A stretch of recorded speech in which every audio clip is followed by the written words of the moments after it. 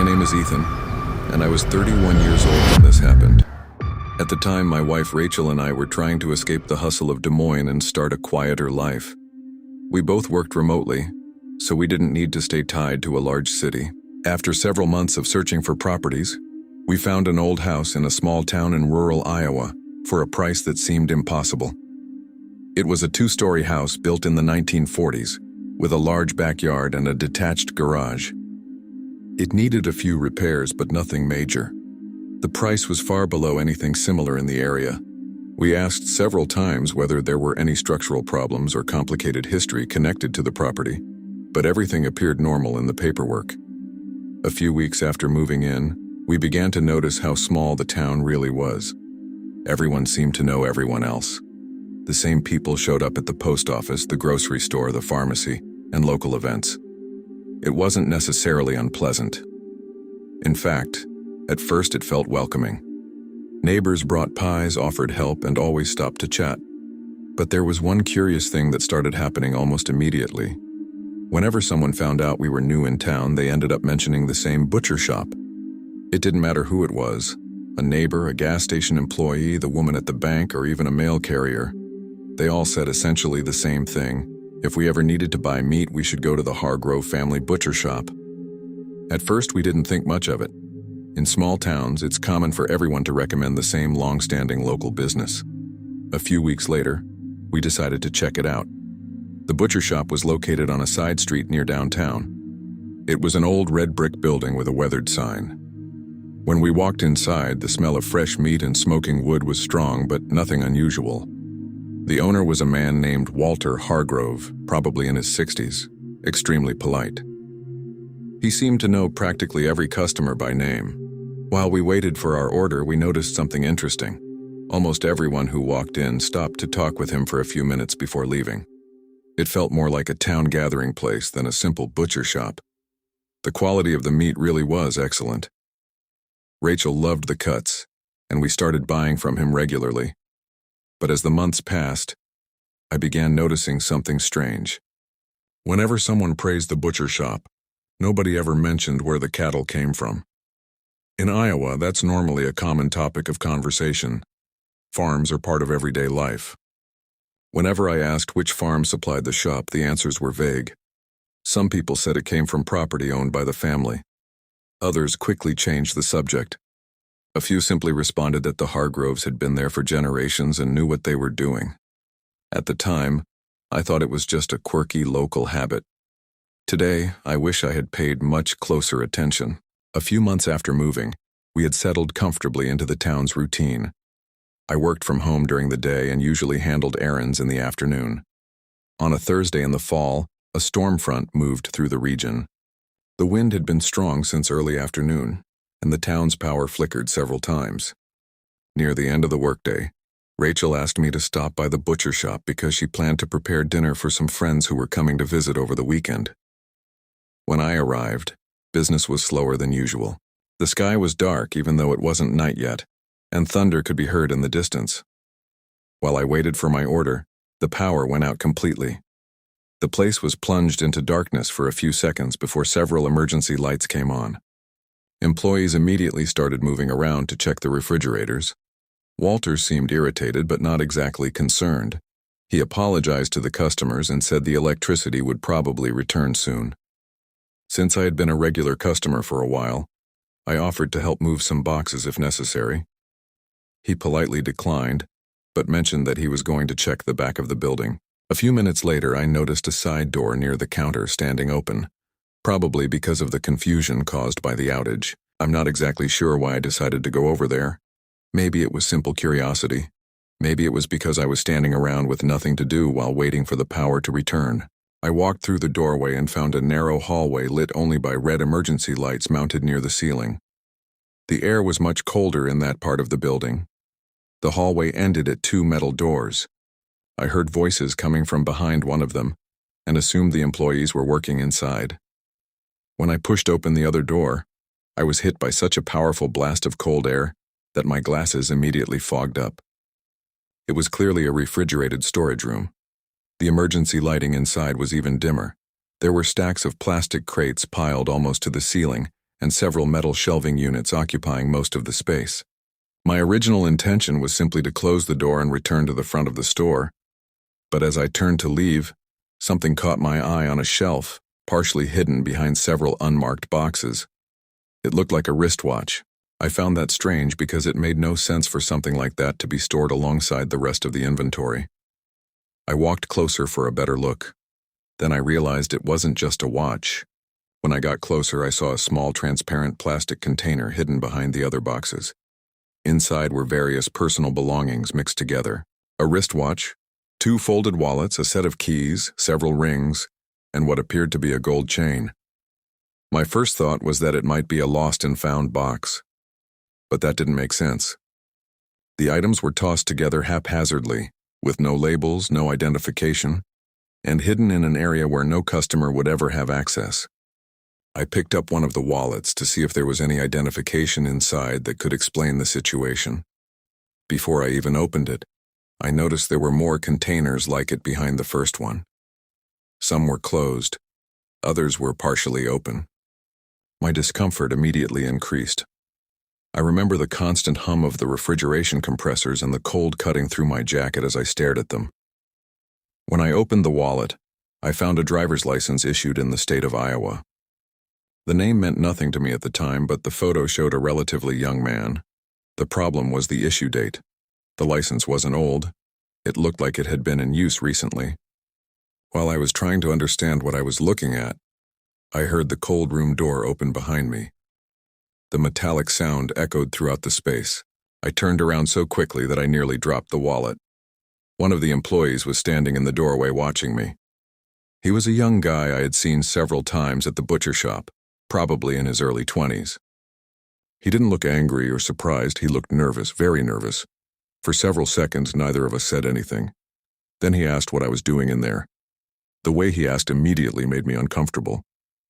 It didn't sound like a simple question from someone who had found a customer in a restricted area. It sounded like someone trying to figure out exactly how much I had seen. I told him I had wandered in by mistake during the power outage and pointed toward the container. I asked what those items were. The young man glanced quickly at the boxes and then back at me. He opened his mouth as if he were going to answer, but said nothing. At that moment, I heard another voice in the hallway. It was Walter. The employee's entire expression changed when he heard the owner approaching. He took the wallet from my hand almost automatically and placed it back in the container. When Walter entered the cold room, the two exchanged a look that lasted only a second, but it was enough to make me even more uneasy. Walter smiled and said I shouldn't be back there because it was dangerous during power outages. Then he walked over to the containers and discreetly pushed them behind a larger stack of boxes, as if he wanted them out of my sight. I tried to act normally, but by then something already felt far too wrong to ignore. I asked again what those items were. Walter answered without hesitation that they belonged to customers who had forgotten them over the years. He said the butcher shop staff kept everything in case someone came back looking for it. The explanation sounded reasonable at first, but the more I thought about it, the less sense it made.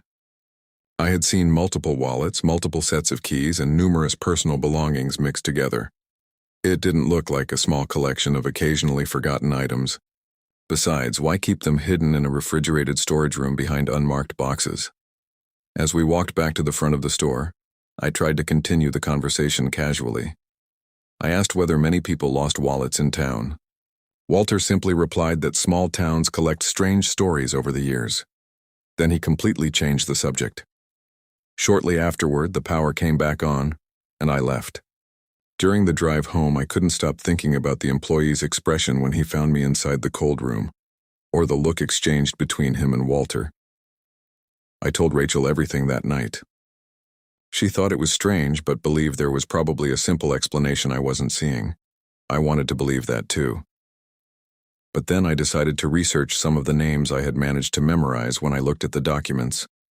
That same night, I found something that turned my discomfort into genuine concern. One of the names appeared in a local news article published several years earlier. The man had been reported missing after leaving for work on a farm near town. The article stated that his vehicle had been found abandoned, but he had never been located. I continued searching. Another surname led me to an old discussion on a regional forum about unresolved disappearances in neighboring counties. I'm not saying those wallets necessarily belong to those same people, but the coincidences started piling up far too quickly. Around midnight, while I was showing some of this information to Rachel, a vehicle drove very slowly past our house. Normally, that wouldn't have been strange. The problem was that our street was practically empty at that hour. The vehicle slowed down near our driveway and then continued on. A few minutes later, another car did exactly the same thing. Rachel noticed it too.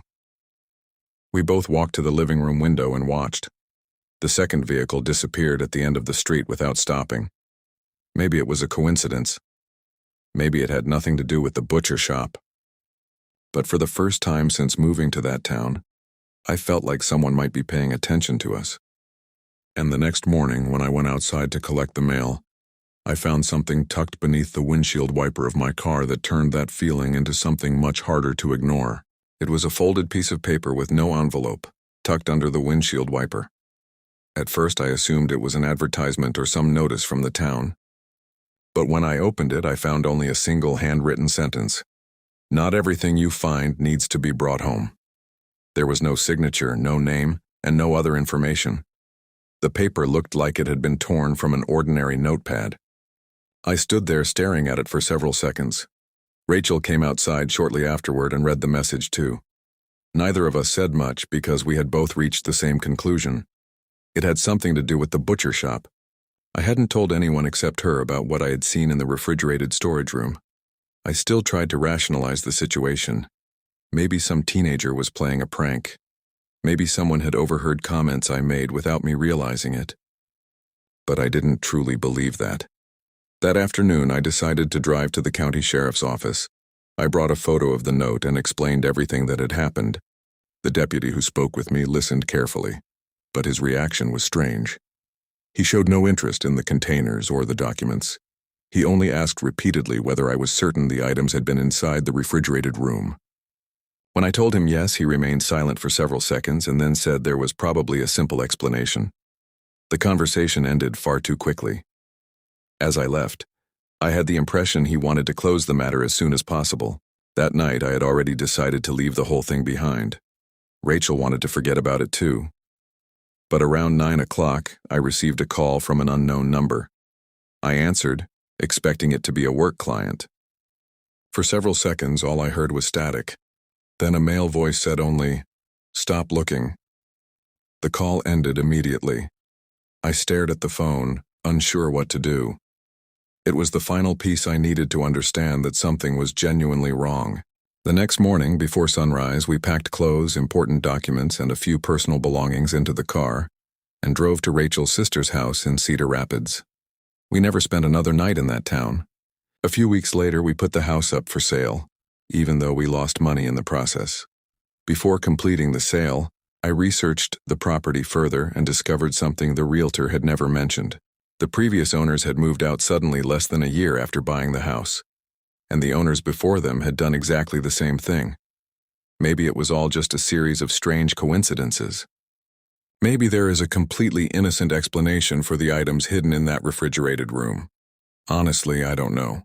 What I do know is that even today, whenever I look for information about that town, I still find old reports of people who disappeared without explanation, and every time I see one of those stories, I remember the wallets, the watches, and the keys hidden behind the boxes in that refrigerated storage room. Story 2. My name is Caleb, and I was 27 years old when this happened. At the time, I was trying to build a career in radio after spending several years working at small stations across the southern United States. I had just accepted a job at an AM radio station located in a small town in rural Arkansas. It was the kind of place where almost everyone knew each other. The streets were practically empty after 10 at night, and much of the population lived on farms or rural properties spread out for miles around the town. The station had surprisingly wide coverage for a municipality of its size. During the overnight hours, the signal reached isolated rural areas where many people still relied on AM radio for news, weather forecasts, and companionship during the night. I had only been working there for 2 weeks when everything happened. My shift started at 11 at night and ended at 5 in the morning. Most of the time, I was alone in the building. There was a small broadcast room, an administrative office that sat empty during those hours, and a break room with a coffee machine that looked like it had been there since the 1980s. It was a quiet routine. I played old country music, read local news, reported road conditions, and took calls from listeners. Until that night, nothing truly strange had ever happened. On the night in question, listener activity was higher than usual. A storm front was moving across part of the state. So many people were calling to ask about the weather forecast or report problems on rural roads. Around 12:30 in the morning, I received a call that initially seemed ordinary.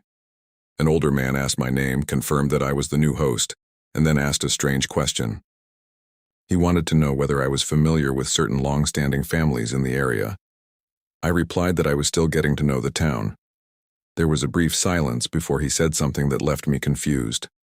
He told me to avoid mentioning certain surnames during the program, especially if someone called requesting announcements or messages involving those families.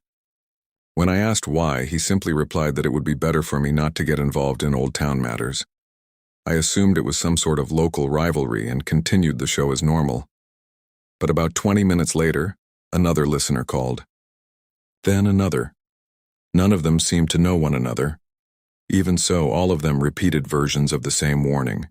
They told me not to mention certain names on the air, and to ignore any stories involving specific rural properties outside town. At first, I thought someone was playing a prank on the new radio host, but the more calls came in, the less it felt like a joke. Around 2 in the morning, the call slowed down, and the show returned to normal. I was still thinking about the strange warnings when I queued up a series of songs and started organizing notes for the next segment. The radio station building was old and made plenty of noises during the night. The ventilation system vibrated. Some doors creaked as temperatures changed, and the transmitter produced a constant hum that eventually blended into the environment. That was when the main phone line rang again. I answered, expecting another comment about the weather. On the other end, I heard a woman breathing rapidly. She sounded frightened. At first, I thought the connection was failing because it took her several seconds to speak. When she finally managed to do so, she said she needed help. Her voice shook so badly that some of her words were nearly impossible to understand. She explained that she lived in a rural area outside town and that someone was trying to get into her house. I asked whether she had already called the police. She said she had, but no one had arrived. While she spoke, I could hear noises in the background. They weren't very loud, but they sounded like impacts against a door or window. The woman began to cry. She said she was locked inside a bedroom and that the outdoor lights had been turned off only a few minutes earlier. This was already far more serious than any call I normally received during the night. I tried to stay calm and asked for her address so I could contact emergency services again. She started to answer, but before she could finish, I heard a strange sound on the line. It didn't sound like normal interference. It sounded like another voice coming through over the call. Very faint, almost a whisper. I couldn't make out the words at that moment because I was focused on the woman. She finally began giving her address when I heard a loud crash in the distance on her end. Immediately afterward, she let out a short scream. The call disconnected instantly. I sat staring at the phone for several seconds, unable to believe what had just happened. I tried calling back immediately, but the call wouldn't go through. I tried several more times. Nothing. Then I looked up the number for the local police department and explained the entire situation. I expected urgency on the other end. I expected questions, requests for information, or at least some attempt to locate the woman. Instead, the reaction was completely different. The officer who answered listened to my account in silence and asked only a few basic questions. Then there was a long pause. After that, he said something I still can't forget. He told me that I had probably misunderstood the situation, and that it would be best if I continued doing my job at the radio station. When I insisted that the woman sounded genuinely in danger, he replied that there was nothing I could do, and that I should forget about the call. The conversation ended only seconds later. After hanging up, I sat staring at the broadcast console, unable to focus on anything else. I had worked in radio for several years and had received strange calls before: drunk people, prank callers, confused listeners, or wild stories. But this was different. The woman sounded genuinely terrified. On top of that, the police response bothered me far more than the call itself. I continued the program because I had no choice, but during the music blocks I kept trying to call her number again. None of the calls went through.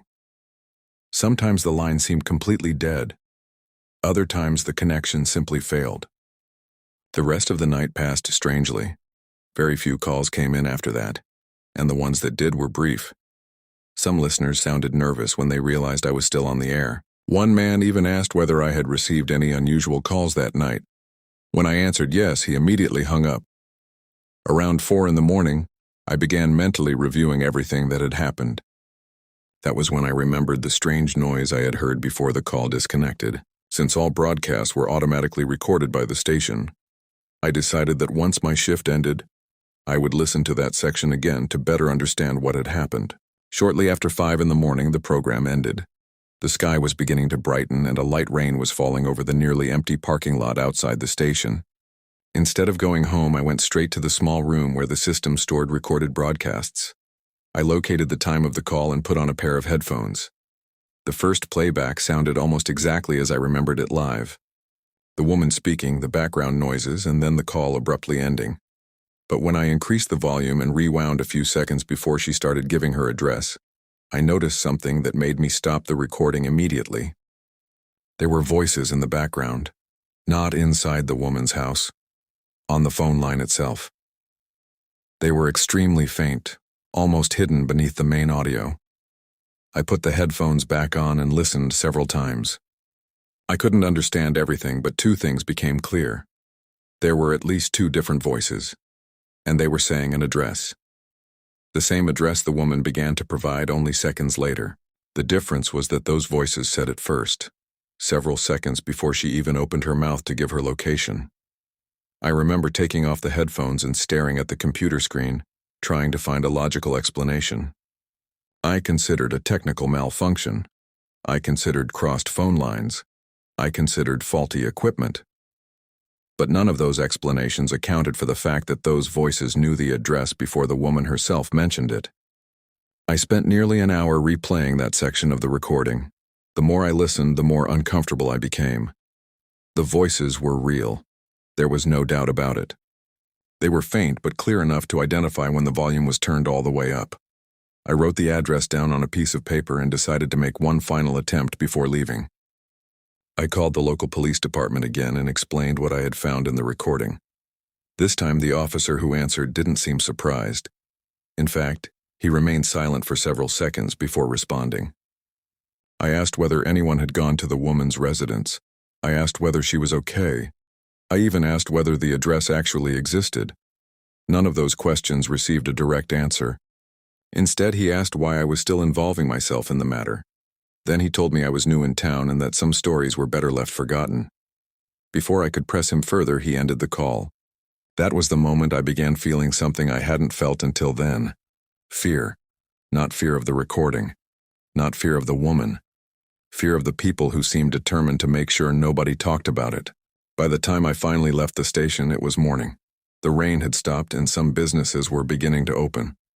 On the way to my apartment, I stopped at a diner where I usually had breakfast after my shift. The place was nearly empty.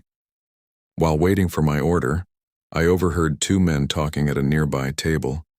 One of them casually mentioned the same surname I'd been hearing throughout the calls the previous night. The other immediately changed his expression and told him to lower his voice. Both men looked around before continuing their conversation. Maybe it was a coincidence. Maybe it wasn't. But it was enough to convince me that the warnings I had received during the night were not some collective prank. That same week, I began looking for jobs in other cities. I never found out what happened to the woman who called the station. I also never discovered why so many people seemed determined to avoid certain names and rural properties in that region. Before leaving the station, I made a copy of the recording and took it with me. Years later, I still keep that file stored on an old hard drive. Every now and then I listen to it again, trying to find a rational explanation. I still haven't found one, and the detail that continues to bother me most remains the same. Those voices knew exactly where the woman was before she ever said a single word about her address. Story 3. I was 17 years old when this happened. I grew up in a small town in northern Oklahoma, where practically everyone knew everyone else. During that summer, I was trying to save enough money to buy a used car before finishing high school. Since there were few job opportunities in the area, I accepted a temporary position on a well-known farm just outside town. The property belonged to the Whitaker family, one of the most respected families in the region. They sponsored local events, donated to schools, and were frequently mentioned at community meetings. When I got the job, my parents were happy because they believed I would be working for trustworthy people. The farm was enormous. There were pastures, equipment barns, storage silos, and several buildings spread across hundreds of acres.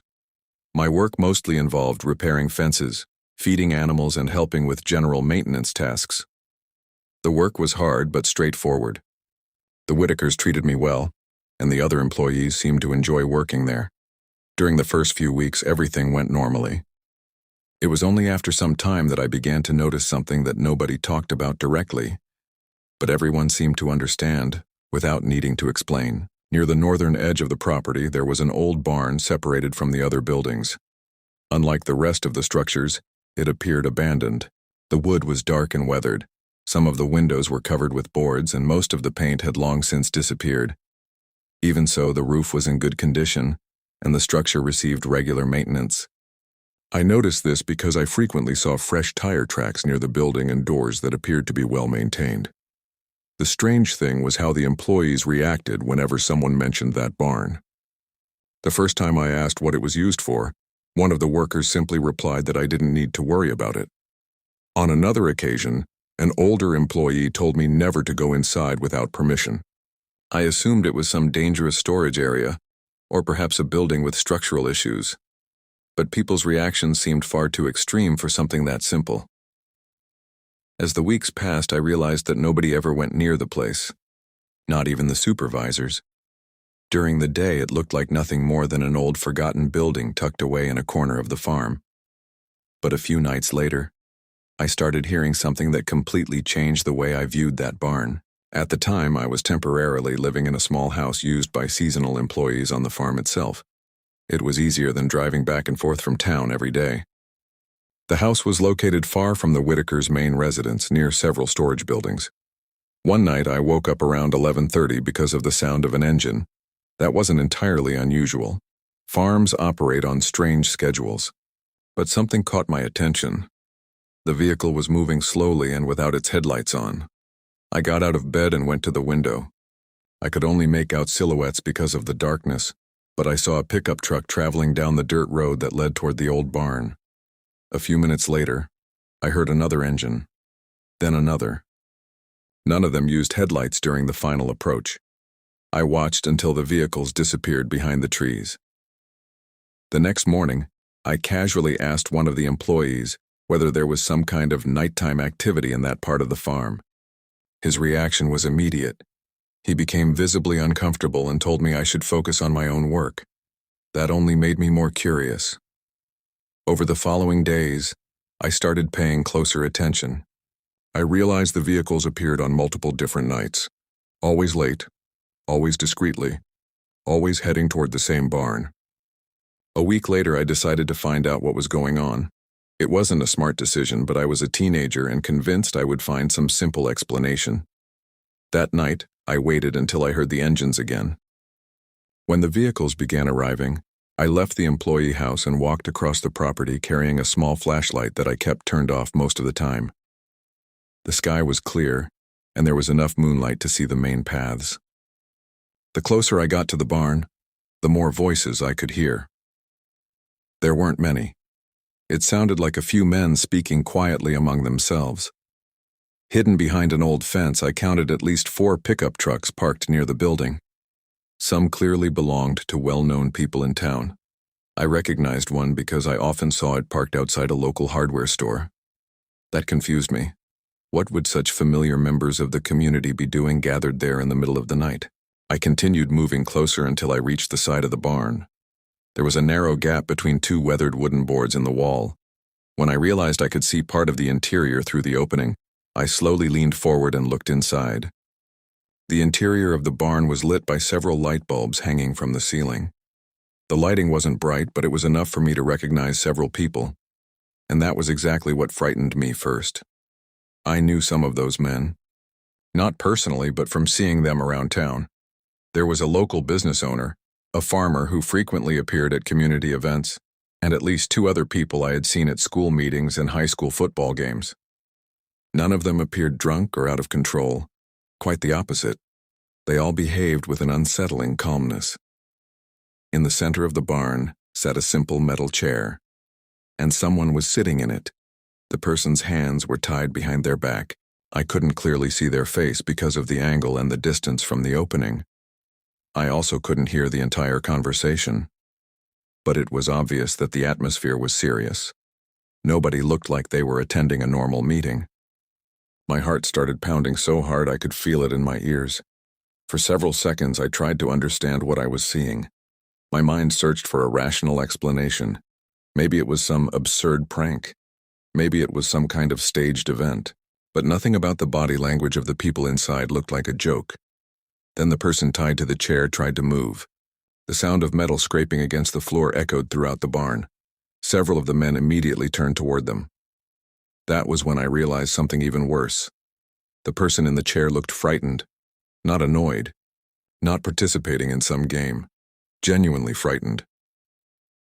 Instinctively, I pulled away from the gap. My first thought was to get out of there as fast as possible and return to the employee house. I never even considered trying to help or getting closer. I was 17 years old, alone, and had no idea what was really happening. I began backing away slowly along the side of the barn, trying not to make any noise. I took a few steps backward across the damp grass and prepared to move around the building. That was when I heard a male voice from inside the barn. It wasn't loud. In fact, it was spoken in an extremely calm tone, almost casual. The voice said, "I think we've got another one watching." Immediately afterward, I heard chairs moving and hurried footsteps inside the building. My entire body froze. I didn't know whether they had actually seen me or if they were talking about someone else. But I wasn't about to stay and find out. I turned and ran. I ran without looking back.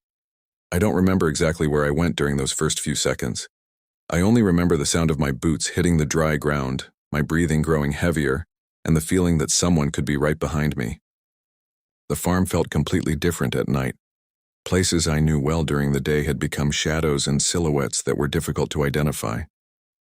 I crossed a pasture, jumped over a low fence, and kept running toward the storage buildings near the employee house. For much of the distance, I didn't hear anyone chasing me, but that didn't make me feel better. In fact, it made everything worse. I didn't know whether nobody was following me or whether they were simply being careful not to make noise. When I finally reached the house, I locked the door and turned off every light. I spent several minutes watching through the windows. No vehicles appeared. No one approached. The silence felt far too normal after what I had just witnessed. Even so, I couldn't sleep. I remained seated near the window until sunrise, trying to decide whether I should tell someone, or whether I had somehow misunderstood everything I saw. When daylight finally arrived, I thought about calling my parents immediately. But before I even picked up the phone, someone knocked on the door. I nearly had a heart attack. When I opened it, I found one of the farm supervisors standing there. He seemed calm, holding a cup of coffee as if he were beginning an ordinary workday. He asked whether I had slept well. I said yes, although I probably looked terrible. Then he studied me for a few seconds and asked a question that completely chilled me. He asked whether I had gone walking around the property during the night. He didn't ask whether I had seen anything. He didn't ask whether I was okay. He specifically asked whether I had walked around the property. I replied that I hadn't. It was an obvious lie.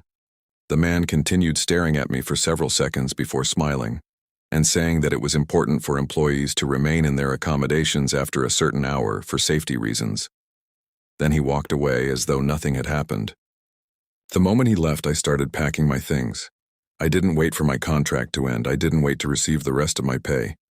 I loaded everything into my car and left the farm that same morning. Years later, I still look for news about that town and some of the people I saw inside the barn. Story 4. I was 36 years old when this happened. I'm a history professor, and at the time I was teaching at a university in Kansas. During the summer break, I received an invitation from the Historical Society of the small town where I was born in rural Missouri. The idea was to help catalog and digitize old documents that had been stored for decades in a municipal building. I hadn't visited the town very often since my parents moved away years earlier, so I thought it would be a good opportunity to revisit some childhood places and earn a little extra money. The town was small, with just over 2,000 residents. It was the kind of place where almost nothing changes from one decade to the next. The same stores still stood on Main Street.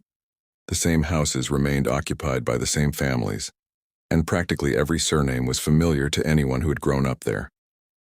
My job consisted of spending the day digitizing old photographs, community records, maps, and historical documents stored in metal filing cabinets. It was quiet and highly repetitive work. During the first few days, everything went normally. I spent hours scanning old photographs of the town, identifying dates and entering information into a database.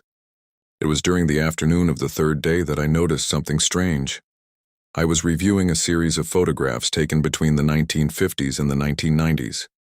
Many showed community events, agricultural fairs, school parades, and religious gatherings. As I organized the images chronologically, I began noticing the same building repeatedly appearing in the background of several photographs. It was a small white wooden church with a simple bell tower and a low fence surrounding it. At first I didn't think much of it. Churches are common in small towns. But after finding the same building in photographs taken decades apart and in apparently different locations, I started paying closer attention. Some images had been taken on Main Street, others were in rural areas, yet in all of them somehow that same church appeared in the background. What caught my attention was that I had no memory of it. I had spent my entire childhood in that town. I knew practically every church in the area, yet I couldn't associate that building with any specific location. Curious, I decided to write down some visible landmarks from the photographs, so I could visit them after work and try to determine exactly where the church was located. That same afternoon, after I finished work, I got into my car and began visiting some of the locations shown in the photographs. Since I knew the town well, it wasn't difficult to identify where the pictures had been taken. The problem arose when I tried to locate the church. In one photograph from the 1960s, it appeared behind a row of stores on Main Street. In another from the 1970s, it could be seen beyond an open field near the river. In a third photograph taken during the 1980s, it stood behind a parking lot where a pharmacy now existed. None of the positions made sense. Whenever I arrived at the locations shown in the images, there simply wasn't enough physical space for that building to have stood there. Some areas were occupied by old structures that had existed for decades. Others opened directly onto land where any building of that size would have left some sort of record. Yet the church was clearly present in the photographs. It wasn't a shadow, a reflection, or a photographic defect. It was a real building. The more I compared the photographs to the present-day locations, the more confused I became. When I returned to the Historical Society, I started searching for official records of the structure. I assumed it had probably been demolished many years earlier, but none of my research produced any results. I spent the rest of the evening searching through local archives. I reviewed property records, religious documents, old maps, and even lists of congregations that had existed in the region over the past century. Nothing. No church with that design. No construction permit, no demolition record, not even an indirect mention. The strange thing was that the photographs left no doubt about its existence. Before leaving, I decided to show several images to two elderly volunteers who had worked in the archive for years. Both had been born in the town and knew practically all of its local history. When I asked whether they remembered the church, they stared at the photographs for several seconds. One of them even adjusted his glasses and held the image closer to his face. Then he said something that surprised me. He told me he had never seen that building in his life. The other immediately agreed. I thought they were joking. I showed them more photographs. I pointed out the church in different decades. Even then, they insisted they had no idea what I was talking about. Their reactions didn't seem staged. They genuinely appeared not to recognize the church. When I left the building that night, I felt for the first time that uncomfortable sensation that I was investigating something that shouldn't exist. The next morning, I returned to the archive determined to find a simple explanation for everything. I spent hours reviewing the photographs in high resolution. It was during that process that I noticed another strange detail. In several images, groups of people were gathered in front of the church. Some appeared to be attending community events. Others were simply talking or posing for the camera. As part of the cataloging work, I often researched names and dates associated with the photographs. So I began zooming in on the faces of some of the people shown. In one image, I found an old note identifying a man named Raymond Keller. The name sounded familiar. I quickly searched the local archives and discovered that he appeared in a missing person report filed in the early 1970s. I continued analyzing other photographs. In one image from the 1980s, I recognized the surname of a woman who also appeared in missing person records. Then I found a third case, and a fourth. None of them seemed connected except for one thing. All of them had been photographed in front of that same church at some point before they disappeared. I sat staring at the screen for several minutes, trying to convince myself it was a coincidence. In small towns, especially over several decades, it's normal for people who appear in photographs to show up in different historical records. But the more I researched, the more examples I found. And all of them seemed to lead back to that same building that officially had never existed. That night I stayed late working alone. The Historical Society building was practically empty. The other volunteers had left hours earlier. Rain began shortly after sunset, and the sound of drops striking the old windows created a constant background noise that made the place feel even more isolated. I was still reviewing documents when I found a box that had not been cataloged with the rest of the materials. It was stored on a low shelf at the back of a metal cabinet. It didn't appear important. Inside were several old papers, photographs damaged by moisture, and a small yellowed envelope with no identification. When I opened it, I found an old iron key. It was heavy, unlike modern keys, the kind used in very old doors. Alongside it was a folded piece of paper. I assumed it was some forgotten administrative note left there decades earlier. But when I unfolded it, I found only a single handwritten sentence. "It's still there if you know where to look." I remember clearly the feeling I had at that moment. It wasn't immediate fear, it was something worse. The realization that someone, at some point, had left that message specifically for whoever ended up following the exact same trail of questions I was following now. I should have left right then. Today I fully understand that. But after spending 2 days immersed in those photographs, my curiosity had already surpassed my common sense. I picked up the key and examined the images of the church again. That was when I noticed a detail I had previously ignored. In a photograph taken in the late 1950s, a wooded hill could be seen in the background outside town. I knew the place. When I was a child, several trails passed through that area, although very few people still went there. I enlarged the image and compared the position of the trees, the terrain, and an old fence visible in the photograph. For the first time, I felt like I might be able to identify exactly where the picture had been taken. It was already past 9 at night when I left the archive. The rain had weakened to a light drizzle. I put the key in my pocket, got into my car, and drove toward the rural road leading to the hill. There were no streetlights in that area, only my headlights illuminating the narrow road lined with trees. The farther I got from town, the more uneasy I became.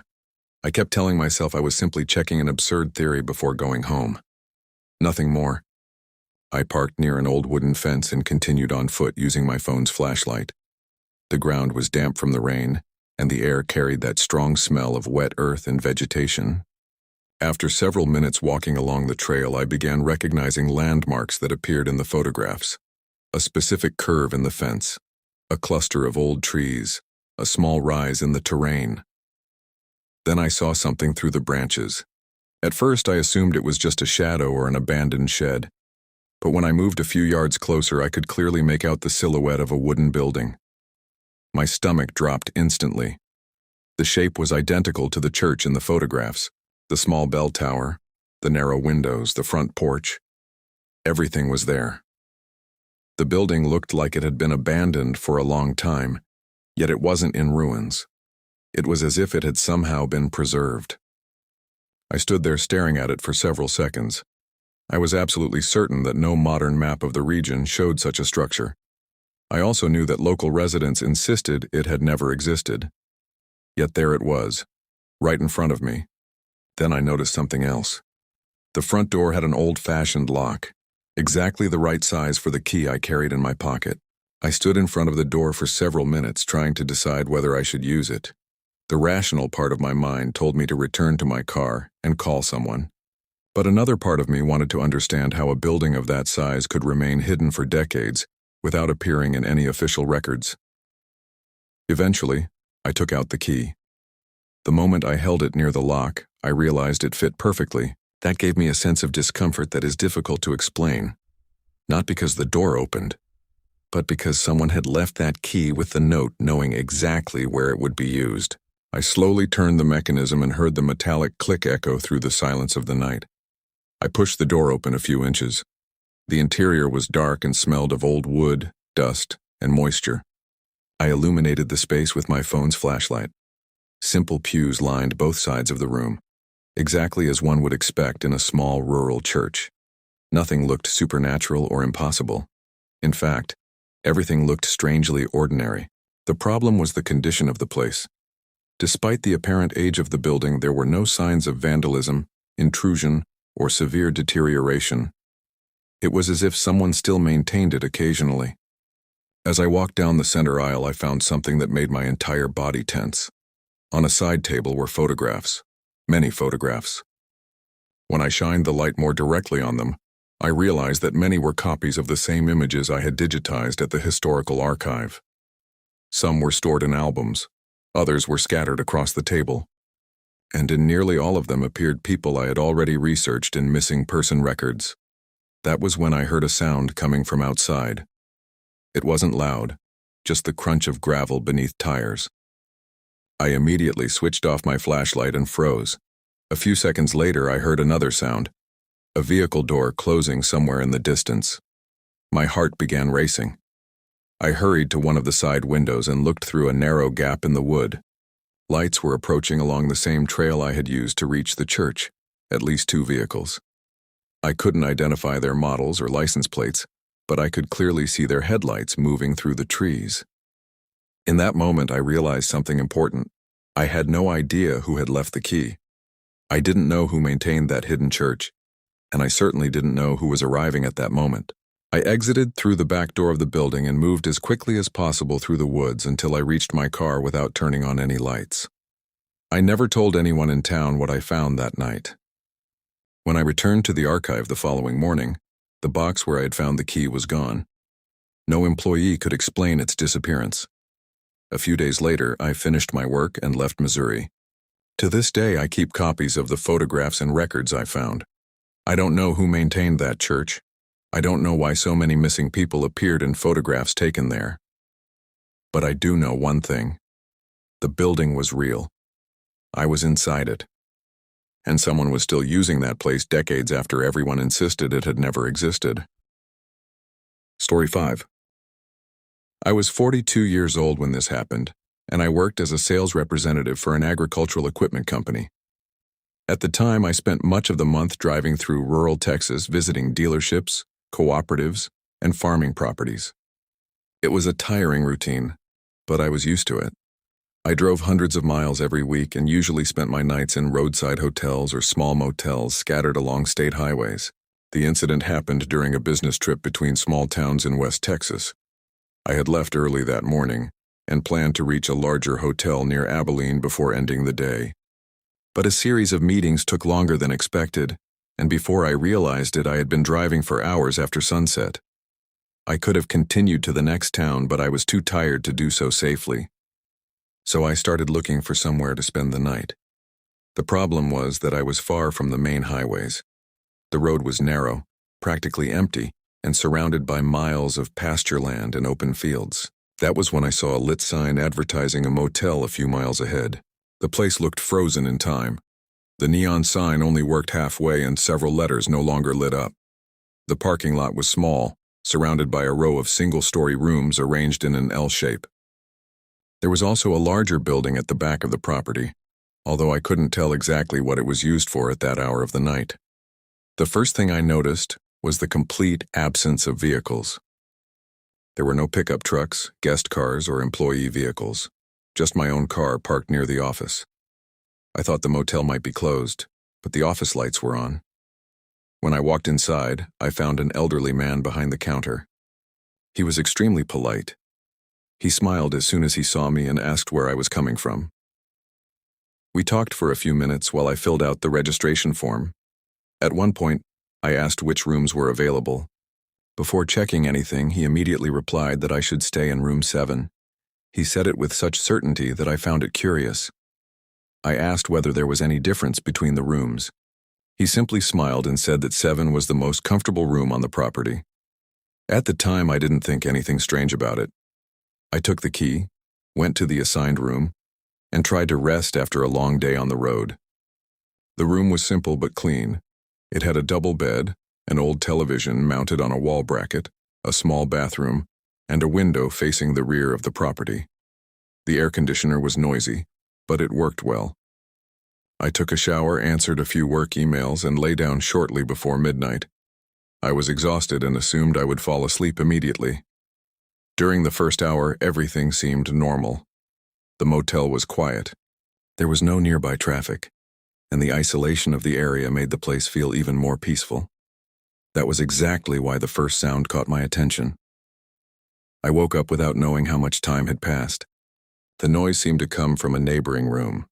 It sounded like something heavy being dragged across the floor, like a large piece of furniture being moved back and forth. I listened for a few seconds, and then the noise stopped. I assumed a guest had arrived late and was rearranging the room. I rolled over and tried to go back to sleep. A few minutes later, I heard it again. This time, the sound lasted longer. Soon afterward came muffled voices. I couldn't make out the words, but it sounded like more than one person talking on the other side of the wall. That bothered me because I had seen the parking lot completely empty before entering my room. I remained lying there listening to the sounds for several minutes. The voices came and went. At times they seemed to be in the room next door. At other times they sounded farther away, as if they were moving along the exterior walkway. The strange thing was that I never heard doors opening, vehicles arriving, or the normal footsteps of guests moving around the property. Just quiet conversations and the occasional sound of something heavy being moved. After a while, I decided to check through the window. I pulled the curtain back only a few inches so I wouldn't attract attention. The parking lot looked exactly the same as before. Empty. My car remained alone beneath one of the outdoor lights. Not a single other parking space was occupied. While watching, I noticed movement near the building at the back of the property. Several people were walking in that direction. I couldn't identify their faces because the lighting was poor and they stayed mostly in the shadows. What caught my attention was the way they moved. No one was talking. No one carried luggage. They simply walked silently toward the rear building and disappeared through a side entrance. I watched at least 4 people do this over several minutes. The strangest part was that none of them seemed to have come from the motel rooms. They simply appeared from the darkness and headed toward the same place. By that point, I was far too awake to simply ignore what was happening. I continued watching through the window for several more minutes. The rear building looked like an old maintenance or storage structure. There was no sign, no proper lighting, and no indication that it was used by guests. Even so, 2 more people appeared and headed there. None of them crossed the parking lot. None came from the road. It was as if they were emerging from the darkness surrounding the property. I considered leaving the room and taking a closer look, but I quickly dismissed the idea. I was alone, in an isolated location, and had no idea who those people were. Instead, I locked the door again, placed a chair beneath the handle, and decided to stay inside until morning. Maybe there was a simple explanation. Maybe there was a secondary entrance I hadn't noticed. Maybe employees lived somewhere on the property. I kept repeating those possibilities to myself while trying to return to bed. The problem was that the sounds continued. Throughout the rest of the night, I heard furniture being dragged several times, muffled voices, and even something that sounded like a metal door opening and closing in the distance. At no point did I hear cars arriving or people entering the surrounding rooms. When the sun began to rise, the activity simply stopped. The silence returned so suddenly that it felt artificial. I took a quick shower, gathered my belongings, and stopped by the office before getting back on the road. The same owner stood behind the counter, He looked rested and cheerful, as though he had just started his day. During our conversation, I casually mentioned that the motel seemed busier during the night than I had expected. For a fraction of a second, he gave me a strange look before smiling again. Then he replied that I had probably been hearing road noise. I explained that I had heard conversations and sounds coming from nearby rooms. That was when he said something that immediately made me uncomfortable. Completely calm, he stated that I had been the only guest on the property that night. In fact, according to him, he hadn't had any customers in almost a week. I laughed because I thought he was joking, but he didn't laugh back. He simply repeated that I was the only registered guest during that period. Then he changed the subject and asked whether I had slept well. The conversation ended there, but his answer stayed with me, because I knew exactly what I had heard during the night. Before leaving, I decided to use the restroom in the office. The reception area was small and old-fashioned, with metal cabinets, a coffee machine, and shelves filled with documents. While waiting for the owner to return from a back room, I found myself alone for a few minutes. That was when I noticed a large registration book lying open on a side table. It looked like one of those guest ledgers used before digital systems where travelers signed their names, addresses, and dates of stay. There was nothing unusual about that. What caught my attention was that the open page contained very old entries mixed with relatively recent ones. Out of curiosity, I began looking at some of the names. Many were ordinary: travelers, truck drivers, sales representatives like me. But then I recognized a surname I had seen in a news report about a missing person in New Mexico several years earlier. I assumed it was a coincidence. I kept turning pages. A few pages later, I found another familiar name, then another. My memory wasn't perfect, but I followed regional news because of my constant travel. Several of those names seemed connected to missing person cases across different southern states. I stood there staring at the ledger, trying to decide whether I was simply creating connections that didn't exist. That was when I noticed something even stranger. In many entries, the column intended for departure times was blank. I heard footsteps approaching and immediately closed the book. The owner returned carrying a box of supplies and acted as though nothing had happened. I didn't mention what I had seen. At that point, I just wanted to leave. I paid for the room, thanked him, and walked to my car. As I loaded my belongings into the back seat, I looked one last time at the building in the rear.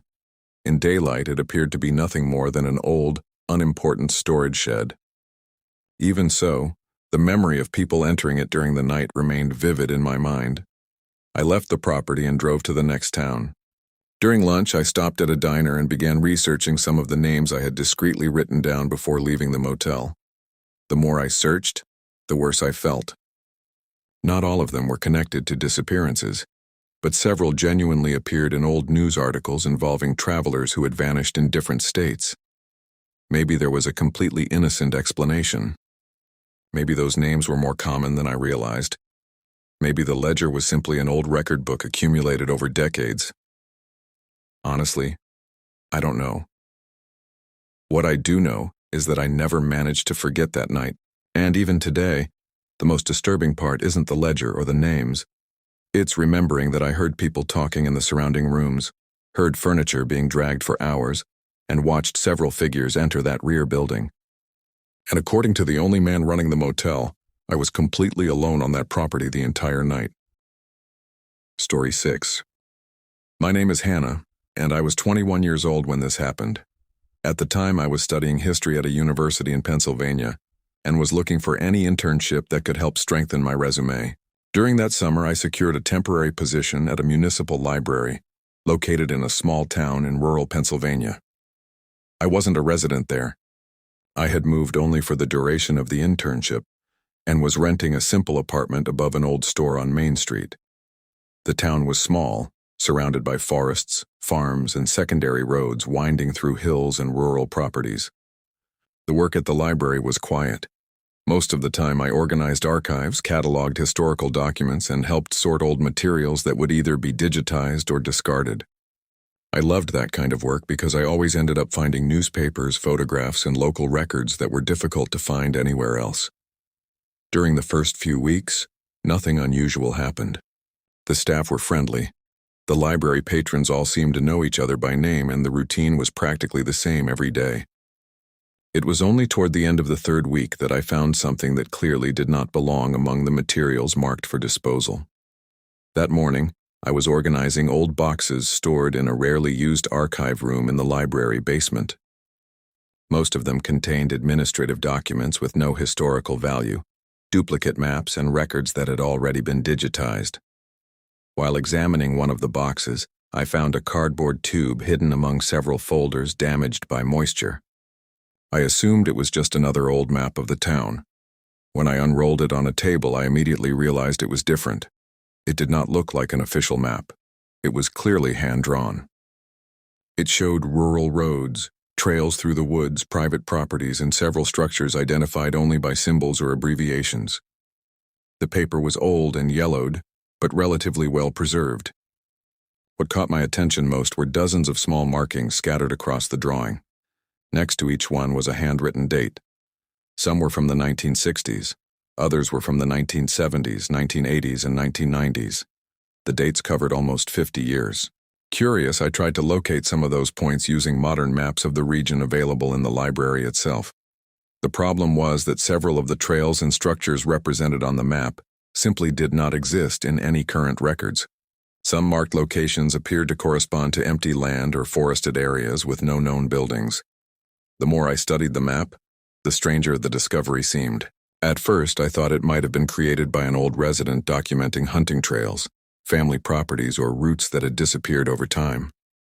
Even so, the dates continued to bother me. They seemed far too specific to be simple geographic notes. During my lunch break, I decided to investigate further. Since the library maintained a fairly complete archive of local newspapers, I started researching some of the dates marked on the map. I picked one at random from the mid-1970s. After several minutes scrolling through digitized microfilm, I found a small article about the disappearance of a local man. I found it interesting, but didn't draw any conclusions. In small towns, disappearances happen occasionally over the course of decades. Then I researched another date. This time I found a report about a teenage girl who had disappeared after leaving home to visit friends. I selected a third marking. Another disappearance. At that moment, I began feeling a discomfort I couldn't explain. I continued researching throughout the entire afternoon. Not every date led to major headlines, but an astonishing number of them seemed to coincide with people who had disappeared in the region over the years. The more I checked, the harder it became to believe it was a coincidence. When my shift ended, I took my notes to a secluded table in the library and organized everything side by side. The pattern was disturbing. There were disappearances recorded across different decades involving people of completely different ages and backgrounds. Some cases had been solved years later. Others had never been explained. Yet the dates kept appearing on that map with a precision that was difficult to ignore. I knew I had to show it to someone. The next morning, I approached my supervisor, a woman named Margaret who had worked at the library for decades and knew practically all of the local history. I brought her the map and calmly explained what I had found. As I spoke, I watched her expression change. At first, she seemed confused, then concerned. When I mentioned the connection between the dates and the disappearances, she became visibly nervous. I had never seen that woman lose her composure. Yet her hands began gripping the edges of the desk, and she interrupted my explanation several times. When I finished, she remained silent for several seconds, staring at the map.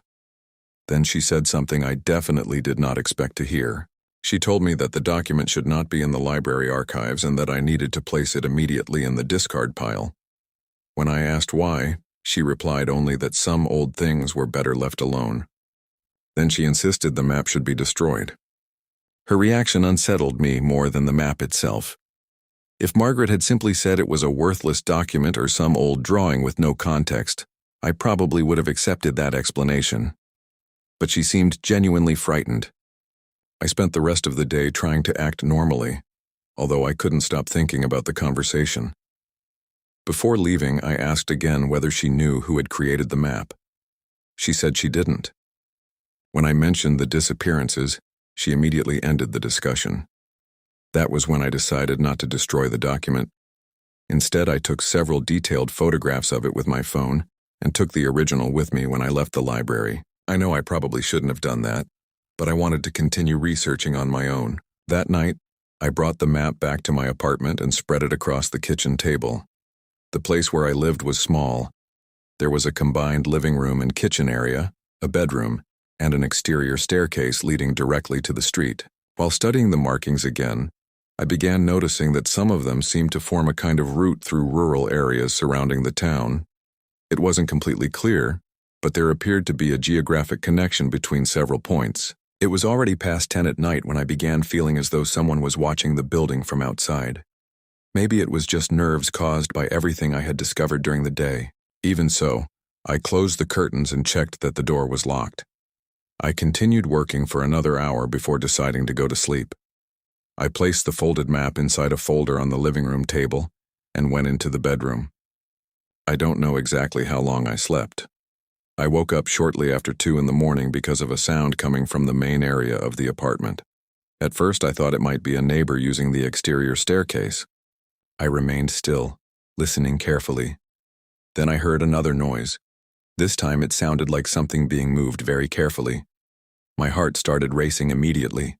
I grabbed my phone and stared at the bedroom door. For several seconds, everything returned to silence. Then I heard a click from the living room. It sounded like the kind of noise a drawer makes when it is gently closed. At that moment, I became certain someone was inside the apartment. I had no weapon, nobody lived with me, and I was miles away from anyone I knew well. I picked up my phone and began calling emergency services while slowly leaving the bedroom. When I reached the hallway, I immediately realized something was wrong. The front door was still locked exactly as I had left it. None of the windows appeared forced. Even so, someone had been inside only moments earlier. I continued moving through the apartment with my phone flashlight turned on. My hands were shaking so badly that the beam danced across the walls. I expected to find someone hiding behind the couch or trying to escape down the exterior staircase. But there was nobody there. The apartment was completely empty. The police arrived about 15 minutes later. 2 officers searched the entire place, including the roof and the rear of the building. They found no signs of forced entry, no broken windows, no damaged locks, nothing. One officer even suggested that I might have heard noises coming from another apartment. I almost believed that explanation until I started checking my belongings. The television was still there. My laptop remained on the table. My wallet was still inside my bag. No valuables had been taken. Then I noticed something. The folder where I had stored the map was no longer on the kitchen table. I searched every room. I went through drawers, cabinets, and boxes, nothing. The only thing missing from the entire apartment was the original map. I remember standing there staring at the empty table while the officers filled out a basic report. The feeling was absurd. Someone had entered the apartment, ignored money, electronics, and personal documents, and taken only the piece of paper my supervisor had tried to destroy just hours earlier. The next morning, I returned to the library determined to speak with Margaret again.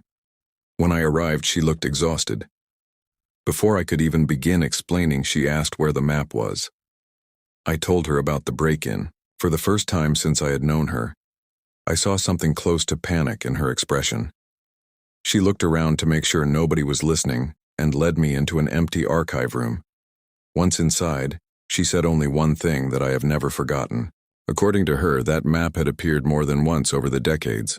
It always surfaced mixed among old documents, and it always disappeared afterward. When I asked who had created it, she said she didn't know. When I asked why the dates matched local disappearances, she told me that some questions did not have answers worth the risk of seeking. That afternoon, I ended my internship earlier than planned and returned home. Years later, I still keep the photographs I took of the map on my computer. Sometimes I compare the markings with modern satellite images of the region. I have never found a definitive explanation. But one thing continues to bother me. Whoever entered my apartment knew exactly what they were looking for. They took nothing except the map. And to find that document so quickly, that person had to know I had taken it from the library long before I realized I was being watched. Thank you very much for your company until the end. Your support is what gives life to this channel. If these stories have caught you, don't forget to leave your like and comment on your opinion. And if you are not yet part of our community, sign up now to receive the next real horror stories.